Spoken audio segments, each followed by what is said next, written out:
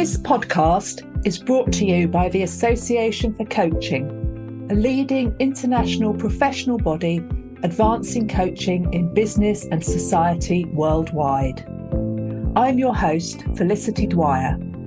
I'm a coach, facilitator, trainer, and author of Crafting Connection. In this series, I'm delighted to introduce you to coaches and educators who bring their expert and varied perspectives to the theme of working with the whole person in coaching.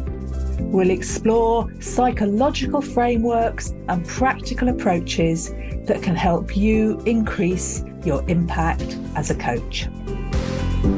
Today, I'm delighted to welcome to the podcast Krista Powell Edwards. Now, Krista is a highly qualified and experienced human resources professional. She's a trainer and coach.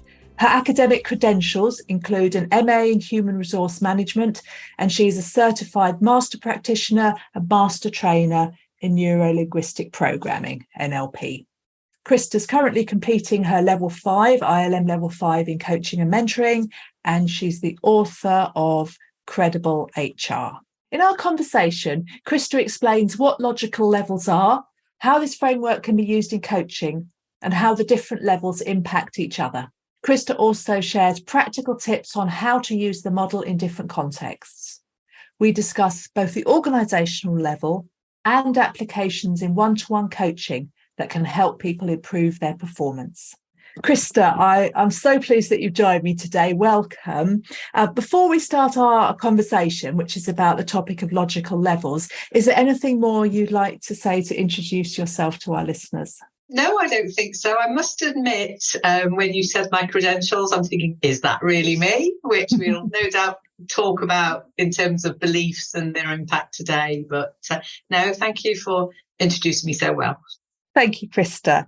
Now we're talking about today a model that we both value, and I know you have a lot of experience in using, which is Robert Dilts' logical levels. So my first question, what are the logical levels? Yes, Robert Dilts came up with a model about these logical levels, and essentially the logical levels are levels of our performance, I suppose, is a word to use. In terms of if you want to do something, there's various things that impact. So I use this phrase when I'm talking about the levels, I can't do this now. And the levels are, and in order going up, environment, behaviours, skills and capabilities, beliefs and values, identity, and finally purpose. And essentially, the higher levels affect the lower levels. So in terms of being able to achieve something, it's having the levels working for you, resourcing you, and also working together. So, for example, if you believe you're a good driver, not necessarily, but usually that will impact on how you perform. I'm very, very interested in performance. So the 6 levels really working together help understand performance and what makes us perform and what doesn't make us perform. So I love that you've got these 6 levels, and when they're aligned and integrated, which is the theme of the series, they can help performance in, sounds like quite a practical way. Can you say a little bit more about how, what would you look for at the different levels? What kind of things would you want to bring in at each level? Okay, well, I was thinking about my experience in training and development, and what I thought about, and I'll use this because I think it relates very well to understanding the levels, is time management. So I've delivered hundreds of time management courses, and people come on a time management course generally because they don't believe they manage time very well or don't have the skills. And if you're looking at time management, so the areas are, so let's look at the bottom level, which is the environment. So to manage time effectively, you need to be in an environment that serves you. So, for example, if you're getting interrupted all the time, it's going to impact on your time management because you've got interruptions. So, and if you're, for example, in a workplace, that has to be in place. You have to be able to work without, for example, interruptions to be able to perform. So that's a simple example of where the environment might happen.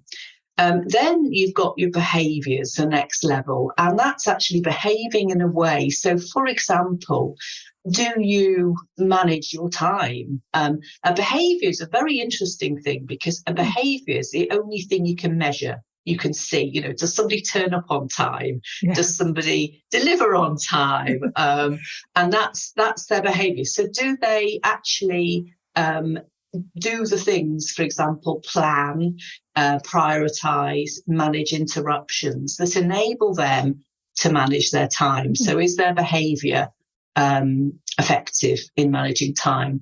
Then going up, you've got the skills and capabilities.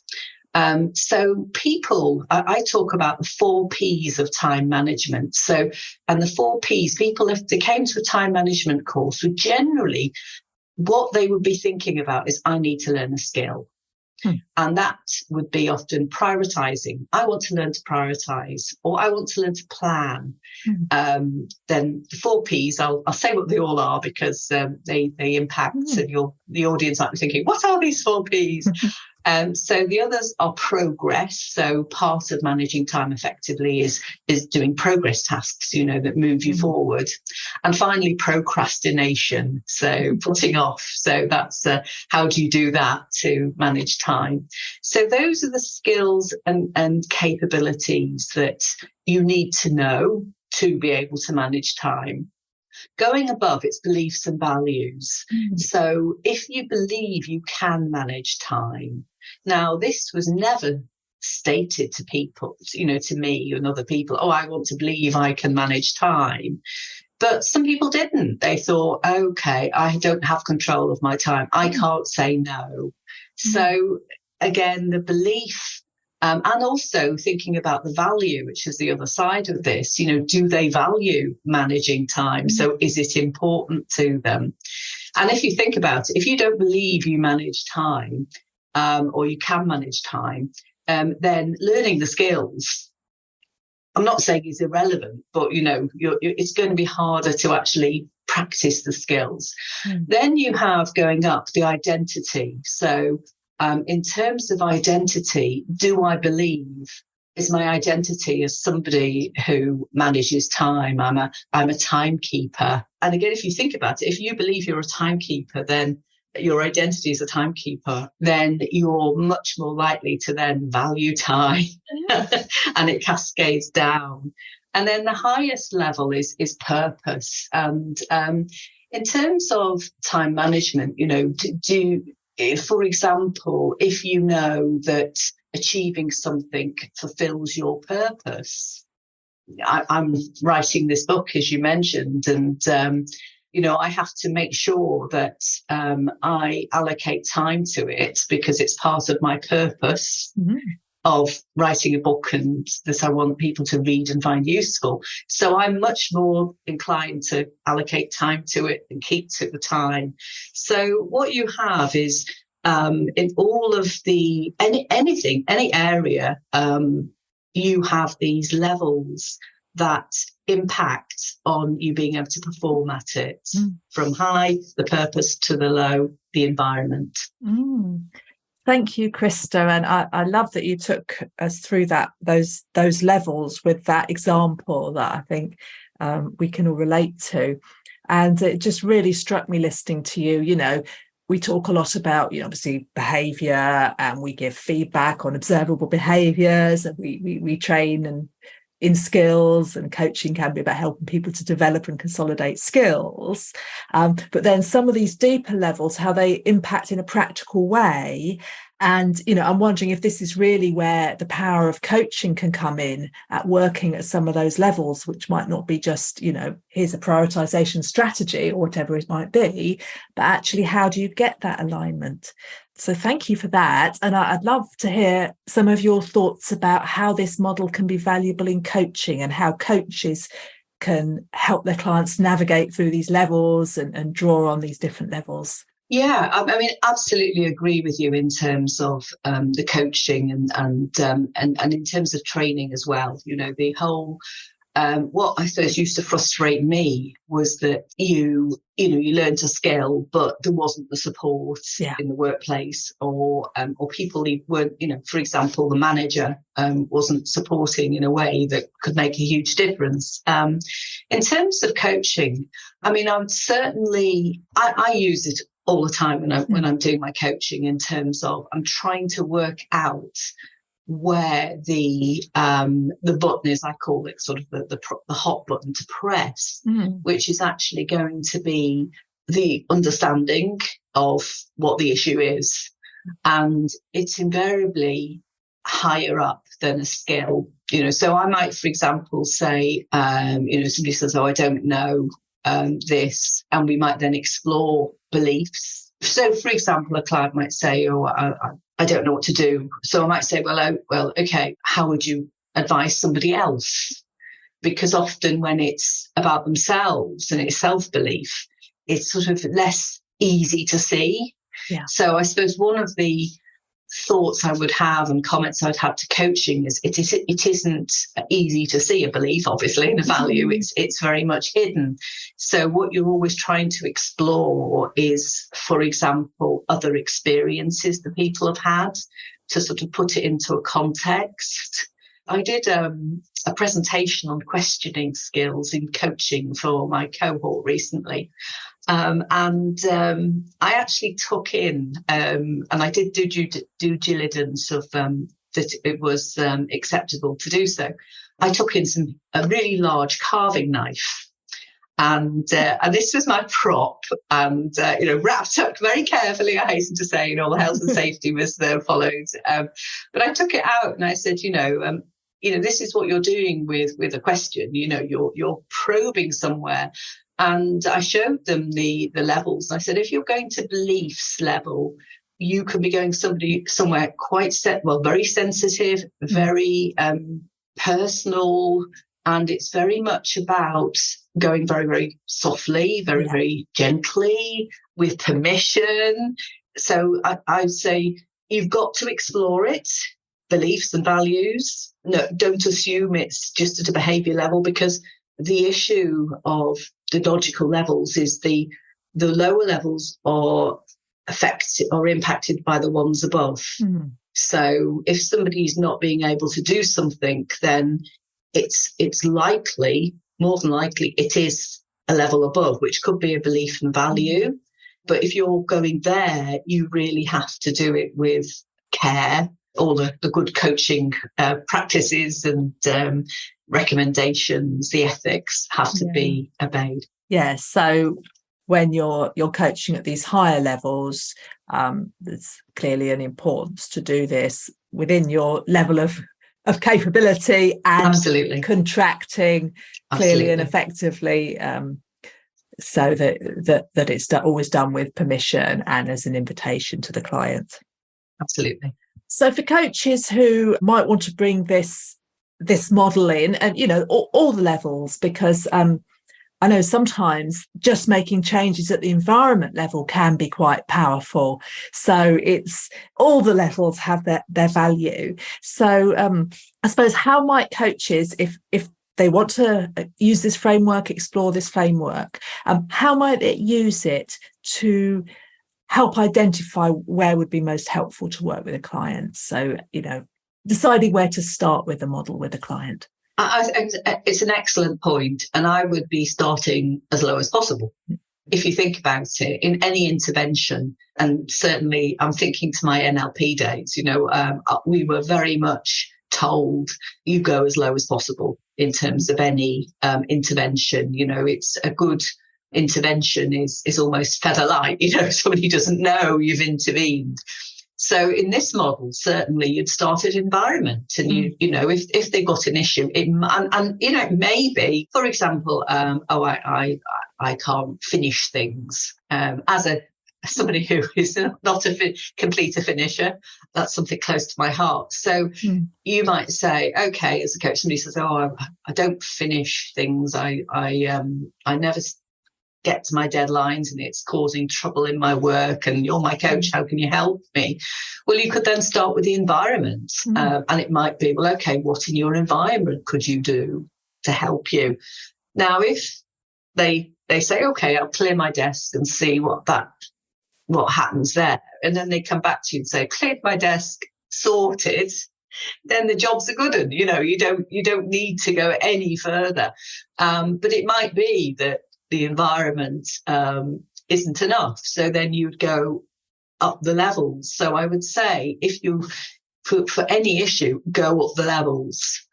You really don't want to, well, first of all, you know, if you can sort it, or it can be sorted by them sooner, you know, earlier, lower down, by doing something quite simple, then that's brilliant. You know, that's the outcome that you want. And then you could then go up the levels and just try them out, see what they can do, to see what it is that needs to happen, what needs to change. But if we're talking of change, it's much easier and much less painful to change your environment than, for example, learning a new skill, or you know, changing a belief, which you know, I wouldn't like to try personally. You know, it is really, it's a bit being about practical. It's about being ecological and using it where it will have the impact. Thank you. So what was coming up for me when you're talking about, I was thinking about maybe if we use the GROW model, just an example, when you're looking at, so, you know, maybe the time management is the goal, to improve that. And you've clarified that with people. But when you're looking at the reality, so that might be including, you know, factors of where people are working, and also what they're doing, and also you'll move to options and sort of strategies that people will have. And as a coach, I imagine you might notice that there's assumptions being made, or perhaps something that indicates that it could be more valuable to work at the level of beliefs or values, perhaps. So is that a way where you think that the model might be useful to help you integrating it with a model like the GROW model, but giving you a sense of, actually, is it helpful just to say behaviours, or do you need to learn a little bit more about prioritization, or is it something about, you know, what do you believe about your ability to manage time? There's two things that come to mind there. Is, first of all, I'll be watching their nonverbal communication and seeing, you know, how, I suppose, strongly they feel about it. You know, what is their nonverbal saying? What's their tone of voice saying in terms of, you know, something like environment, or is it something a bit, you know, something, I don't know, I haven't a clue, you know, rather than, no, I'm not sure, I think I'll have to think about it. But also, I mean, one of the phrases I use with people, is, you know, I'll say something like, I don't know how to do that, or where is the strain, where's the stress, where's the emphasis that the person's putting. So, or I can't do that now. So I'd be listening to what they say, so their intonation. There's two elements in a way, because you could use using the GROW model, that, you know, that they'll have obviously their goal, and they'll have the reality, and there'll be a gap there between the goal and the reality, where they want to be and where they are now. And depending on that would inform me in terms of if it's a really big gap or a smaller gap. You could also explore, you could go through or ask a question for all of those elements. So this is your goal. What has to happen in terms of your environment to make, you know, where you are now, your reality, where you want to be, what's your goal, and, you know, what has to happen in terms of your behaviours, and then use it like that, like a questionnaire. And I've actually used this quite extensively when I've done some coaching, in terms of just really giving them an overview and an understanding of, it's almost it could be like a springboard to actually understand where the emphasis of the coaching could be, where we could, and then you would offer it to them and say, where would you like to explore, which of these options actually would be the most useful to explore now. So I like that, using it as a framework for questions to help a client identify where they want to put their focus. The other point I don't want to lose in something that you said a little earlier was you talked about picking up on the intonation, and you've mentioned this phrase a couple of times, I can't do that now. Can you say a little bit more about that and how you might use your observations to give you some insights into helping people as a coach? Well, I like to use it to identify the levels to people. So usually I use it in communication skills work or management training, where they have to give feedback, performance management training, that sort of thing. I think it's a useful way of chunking down where the issue might be. And I as an exercise, I might say to them, let's go through each of these, and I want you to put the focus on a different one. So I can't do that now. I can't do that, or I can't do that, and then I can't do that now. And then it's about making them aware of the people who I'm coaching or training, really about how the language, the intonation is really important. I'm particularly interested in intonation because my master's thesis was on performance in call centres. And in terms of customer service, achieving service quality, it's actually harder to do on the telephone because we don't have non-verbal communication. So, the very effective people on telephones were able to have excellent intonation and could communicate care and friendliness, and which is, what's required of customer service. So it really makes a difference. And the other reason I believe it's important is that my book's on credibility. And one of the aspects of credibility is conviction. So, do you believe in what you're saying? People tend to believe you if you believe what you're saying. Well, your intonation is really impactful, as well as obviously non-verbal communications, but your voice, and if you believe in what you say, does pack a punch, to use that phrase. So it's a really useful phrase, I can't do that now, to actually explore lots of avenues, in terms of coaching and training. But what it does particularly is help identify for yourself as a trainer and the person who you're coaching or training, where is their sticking point? Where is the barrier to them performing? What's getting in the way? Where is if we remove that barrier, what would, can you move forward? Can you achieve your performance? Yeah. So is it something like, if it's the I, could that be more of an identity? If it's I can't do that, could it be more about the behavior? So it gives you a sense of where people are feeling stuck and more sense of where it's coming from. Thank you for that. And I like the point you made about the call centres, because we talked a little bit earlier, you mentioned body language and how important that is, but sometimes we are communicating, and I think phone coaching is possibly less common now. We've got Zoom and these video methods, but it still happens sometimes. Maybe it's just a short coaching conversation where we're not on video or we're not face to face. And having that awareness and picking up on those subtleties is a really useful skill. Thank you for that. I'll make a point as well because I do, as part of my ILM, I'm doing face-to-face coaching with my cohort locally. And my other coaching most recently has been on Zoom. And there is, I think, a real difference in energy. So even if I find it so much easier to coach somebody face-to-face than on Zoom. And this is why I do think the intonation, it's harder, I think, as a coach to teach, because you don't have that energy. So you have to use the, you do have energy, but not in the same way as face-to-face, that you really have to concentrate more on the picture in front of you. And it is a picture, it isn't the person, and the voice. Yeah, it needs really high levels of skill to overcome the inevitable barriers of the technology being really good, but not being the living human, energizing, radiating being in front of you. Absolutely. Thank you.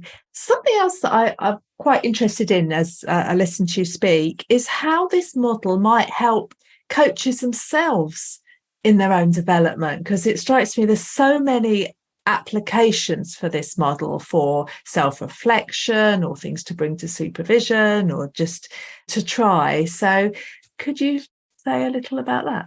Well, I absolutely agree. I'm in the final stages of my book, writing a book, and I didn't realise until about a year in to it that actually I had not the beliefs about writing that helped me, served me. I wasn't brought up to be a writer. It wasn't something that people of my education or whatever did. So, and one of the things I did practically actually was wrote for three pages every day, as recommended by Julia Cameron, a journal. And that really helped, because my writing, I was writing, made me, helped my belief I was a writer, because I was writing. But it was until about a year in, I would say, what was getting in the way was I didn't believe I was a writer, or I didn't have 100%. Also, the belief, who are you to write? So I really think if you're looking into your CPD, I'd always be thinking about your beliefs. I love belief work, because generally belief work impacts on everything else. Yeah. Your confidence, your credibility. If you believe you can do it, if you believe you can or can't, you're right, is a phrase I like. So if I was learning or in trying to improve my capabilities, my skills in anything, so let's say as a coach, it's interesting. I've done coaching for years as part of my NLP, but I needed to do my ILM for some reason to get some validation for it, rightly or wrongly. And I would be thinking for people, well, if they want to perform at a certain level, explore using this model.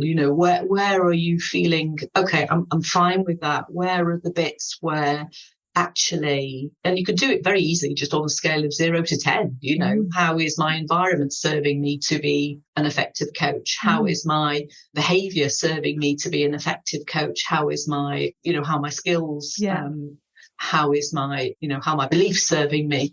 So it can be used for anything. That's the beauty of this. When I first met this on an NLP program, we did a sort of this model by Dilts, as you mentioned. And I think it was somebody wanted to be a better golfer. So when, we had a demo to start with, and somebody says, I want to be a better golfer. Okay. So we went through the levels. So, it doesn't have to be work related. It can be very much anything related in terms of you want to improve your performance. Another aspect to it is you can actually have a role model who can be giving you some advice as well, if you so wish. So I think Tiger Woods was involved in that conversation about golf. What would he say?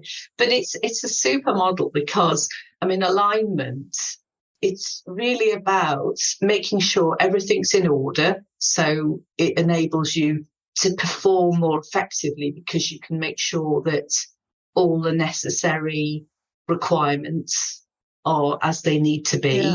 It can look for ways to improve particular areas, so you add a bit more here if needs be. And in terms of trust and credibility, being aligned, people trust alignment, people don't trust misalignment. It's that walk the talk. If you don't walk the talk, that's misalignment. Somebody says something and then they don't behave in the way, that's misalignment. So it's very useful in so many ways. Yeah, I was thinking when you were talking about the beliefs and the importance of alignment, because of course you might believe you're, the world's best golfer or whatever, but if your skills and capabilities and your behaviours are not backing up this belief, then there's actually work to be done around that. And of course, sometimes with feedback, for example, can be filling that gap between a belief and what is the behaviours and the skills being demonstrated. And as you said earlier on, you can only observe behaviour. And if there is a mismatch, that's clearly there's an opportunity there for alignment, and maybe the skills and capabilities in that example is where the focus needs to be. So I can see it could be really, really useful in identifying, okay, there's a development need of some kind. Where is it? I mean, it could be, I could think of one, a personal one in my life, I mean, part of my identity is being a mother. That's very strong. I am, I'm a mother. Have I always believed I was a good enough mother? Possibly not. And I think I've developed skills and my behaviours most of the time as they like to be, not always. But I can definitely see, for me, there was a belief gap there in perhaps needing to believe that I was capable of doing this big job that I suddenly was. So that's a little bit, but it just made me think that's almost like at different levels at which maybe there's a belief there, maybe it's the skills there, how useful it could be to navigate a development, whether it's personal development or supporting someone else's development in, where is, in this particular context or this particular skill or role, where could there be more focus in order to get that alignment? Well, in HR, one of the big innovations in HR, it's not recent, in terms of it's been around a while, but it's still not very, very popular, is 360-degree feedback. And that is where, somebody gets feedback from, so a manager would get feedback from their manager, is the norm, but also from their colleagues and from their subordinates. And you could theoretically get 360-degree feedback as a mother, from your, you don't have a manager, but, you could have it from your friends and your husband and your child. So, and it's all about feedback, isn't it? It's about, credibility is the audience decides you're credible, and feedback, is from the people. So you have your self-assessment, but you also have assessment from others, external and internal. And in terms of organisations, for example, they should have, I believe, more feedback on, is this organisation aligned? Is its purpose aligned with its beliefs and values? I mean, all organisations have value statements. Are there behaviours? Are the skills? Is the environment? Are they all aligned? So it can be used in so many ways, and you only notice it when there's misalignment. You don't notice alignment. You just think, oh, this feels right, or I'm okay with this. It's when there's misalignment that issues happen, because again it impacts on trust, and it impacts on performance. Yes, that's really interesting, and I like that thought of bringing it into the organisation and thinking about some of the values models where you've got espoused values and this is and what's actually happening, the behaviours that are observable. So yes, that could be a really useful application of the model in identifying at a more of a systemic organisational level. Absolutely. It's a beautiful model because it just works, and it covers all the bases, and it can be done very, very lightly. Like we said on a grow, just go through them all and do a 1 to 10 scale of all of them in terms of how is that helping you, or what's getting in the way. Just a very, very, very quick, out of 10, 3, 4, 5, whatever. So as a starting point, it's a very simple way of researching a need, but it can be also incredibly in-depth and complex research if needs be. What is happening in this organization, and use in consultancy, you could use all those levels to go in and say, where's the issue here? What are the things that need to change? Yeah. So I can see that. So I'm really seeing now these 3 levels. So as a coach, looking at things like your behavior, but also your beliefs about, what is the coaching process, coaching relationship? What is my identity as a coach? Why am I doing this? That whole purpose. And then in the relationship with a coachee, as this is what we're talking about in this particular conversation, how you can use that to help them navigate the different parts of their experience. And you can also bring it into the wider context. And then if you're bringing in tools like 360, I know coaching can be really helpful there in helping people to reflect on and process feedback that might be coming from different directions, or in particular where there might be a gap perhaps between somebody's sense of identity and beliefs and the feedback they're getting. So see, so many levels at which having this model is useful for coaches and the people they work with. And it makes sense as well, doesn't it? It's not too complicated. It's we know what behaviour is, we know what an environment is. Yeah. It's not getting too theoretical. It can be pretty practical, really. Thank you for that, Krista. I'm going to ask you now a little bit about how listeners might find out more about you and your work, and then maybe come back for some final thoughts and takeaways for listeners who would like to perhaps find out more about this model as well. So, a little bit more about you and what you do, how you help people, and where listeners can find out more about you. Right. Well, I'm a coach, and so I do a lot of one-to-one coaching now online, and really enjoy that. I work mainly with HR professionals because that's my area. I've been active in the CIPD for over 20 years, so supported people, HR professionals locally. So that's the sort of area I know most, but essentially work with anybody who wants to improve their performance. So coach, I do a lot of facilitation and training programs around confidence, credibility, and also things like time management and delegation, those sort of things, management trying sort of work. So so work online, work in a person's organisation if they so wish. I have a website. It's www.thecredibilityexpert.co.uk. My email is Krista, Krista, at thecredibilityexpert.co.uk. So if you want to make contact, I'm also on LinkedIn as Krista Powell Edwards. Currently have 16,100 connections because networking, folks, is really, really important to coaches and anybody who is in work. It's networking. One letter away from not working is my phrase there. So if you want to connect with me on LinkedIn, that would be wonderful. Just feel free to make contact and touch base and have a conversation. Brilliant. Thank you, Krista. And to end, we've used the word alignment a lot. So you have, because that's logical levels, and I'm using the word integration, which could be the same or a little bit different in this podcast. So I'd just like a few thoughts on you on, for people to take away and think about integration really, or aligning the logical levels, and more broadly, what are your thoughts on integration? What does that word mean for you? Well, integration to me and being aligned is about being congruent. Congruent is one of the 4 keys of credibility that I created.